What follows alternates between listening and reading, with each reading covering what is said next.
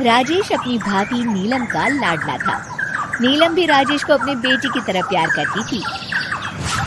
राजेश, लखनऊ वाले मामा जी ने तुम्हारे लिए एक बहुत अच्छा रिश्ता बताया है।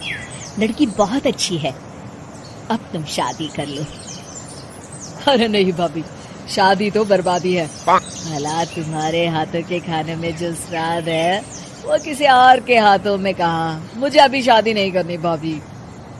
राजेश की ना नुकुर करने के बावजूद घर वाले उसकी शादी करवा देते हैं, लेकिन फिर भी राजेश अपनी भाभी का पल्लू नहीं छोड़ता। वो अपनी पत्नी को बिल्कुल तवज्जो नहीं देता था। उसके लिए उसकी पत्नी सुधा का होना ना होना बराबर था। अरे राजेश, तुम अकेले बाहर जा रहे हो, सुधा को भी लेते जाओ। अरे क्या भाभी, हफ्ते में एक दिन तो छुट्टी मिलती है और आप वो भी खराब करना चाहती हैं। सुधा बाहर जाके क्या करेगी, वो घर में ही ठीक है। वैसे मुझे देर हो रही है भाभी, चलता हूँ मैं। राजेश की इस बेरुखी से सुधा हमेशा उदास रहती थी। फिर एक दिन नीलम इस विषय को लेकर अपने पति से चर्चा करती है। सुनिए जी, राजेश को कब अकल आएगी? वो तो सुधा की बिल्कुल कदर ही नहीं करता। अब आप ही बताइए, ऐसे कैसे चलेगा? तुम ठीक कहती हो, राजेश को सही रास्ते पर लाना ही पड़ेगा। चलो, मैं तुम्हें एक उपाय बताता हूँ। फिर 2 दिन के बाद नीलम बाजार से खरीदारी करके घर लौटती है। ये लीजिए माँ जी, मैं आपके लिए नई साड़ी लेकर आई हूँ। बबलू, ये तुम्हारे लिए। नीलम सबके लिए कुछ न कुछ लेकर आती है। भाभी, आप मेरे लिए कुछ नहीं लेकर आई क्या?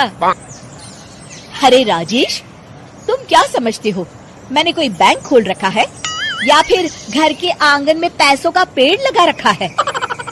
तुम हर बात के लिए मुझसे उम्मीद क्यों रखते हो? अब बड़े हो गए हो, अच्छा कमाते हो। क्या भाभी, मैं तो बस।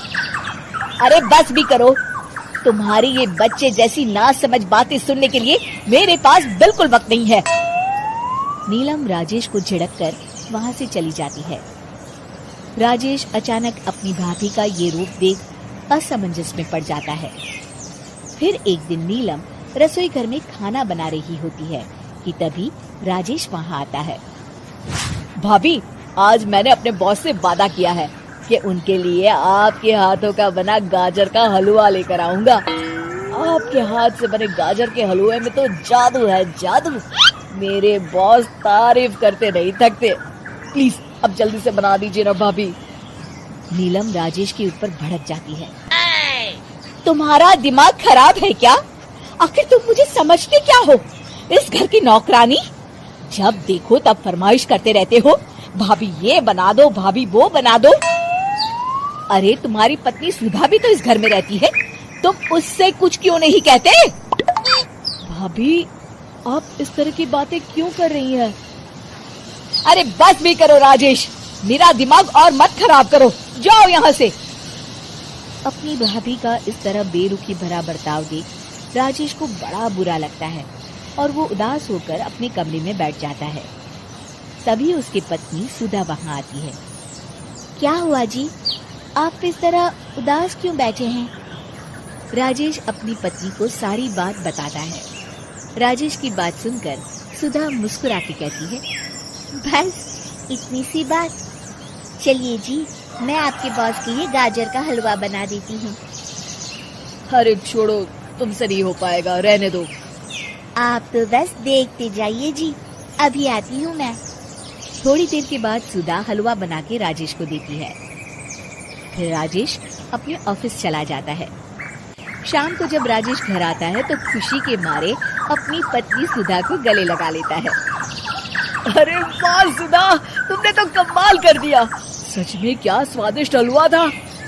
मेरे बॉस बहुत तारीफ कर रहे थे और इस हफ्ते घर आ रहे हैं तुम्हारे हाथों का खाना खाने। और इतना ही नहीं, उन्होंने मेरा प्रमोशन भी कर दिया है। सच? हाँ, मुझे माफ कर दो सुधा, आज तक मैं तुमसे गैरों की तरफ पेश आता रहा। अरे ये कैसी बातें कर रहे हैं जी, मैं तो आपकी पत्नी हूँ। धीरे धीरे राजेश अपनी पत्नी के साथ पूरी तरह घुल मिल जाता है। और अपना ज्यादातर समय सुधा के साथ बिताने लगता है और उसकी हर छोटी मोटी जरूरतों का ख्याल भी रखता है। ये देख राजेश के भैया और भाभी बहुत खुश होते हैं। फिर एक दिन राजेश और सुधा बाहर से घूम कर आते हैं। राजेश, सुधा के प्रति तुम अपनी जिम्मेदारी समझो, इसीलिए मैंने तुम्हारे साथ ऐसा बर्ताव किया था। अगर तुम्हें मेरी किसी बात का बुरा लगा हो तो मुझे माफ कर देना।